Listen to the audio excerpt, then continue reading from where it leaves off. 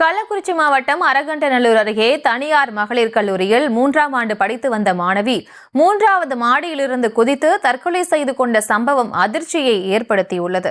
விவரங்களோடு இணைகிறார் எமது செய்தியாளர் ஜனார்த்தனன். வணக்கம். இந்த மாணவி தற்கொலை முயற்சியில் ஈடுபட என்ன காரணம்? அது தொடர்பான விவரம். வணக்கம் பிரியங்கா. விழுப்புரம் மாவட்டம் அரகண்டநல்லூர் அருகே தனியார் மகளிர் கல்லூரி மாணவி 3வது மாடியிலிருந்து குதித்து தற்கொலை செய்து கொண்ட சம்பவம் பரபரப்பை ஏற்படுத்தியுள்ளது. விழுப்புரம் மாவட்டம் அரகண்டநல்லூர் அருகே வள்ளியம்மை மகளிர் கலை மற்றும் அறிவியல் கல்லூரி இருந்து வருகிறது. இந்த கல்லூரியில் திருக்கூர் அடுத்த பழங்கூர் கிராமத்தைச் சேர்ந்த மாணவி தேனதிஷா என்பவர் கம்ப்யூட்டர் சயின்ஸ் படித்து வருவதாக கூறப்படுகிறது.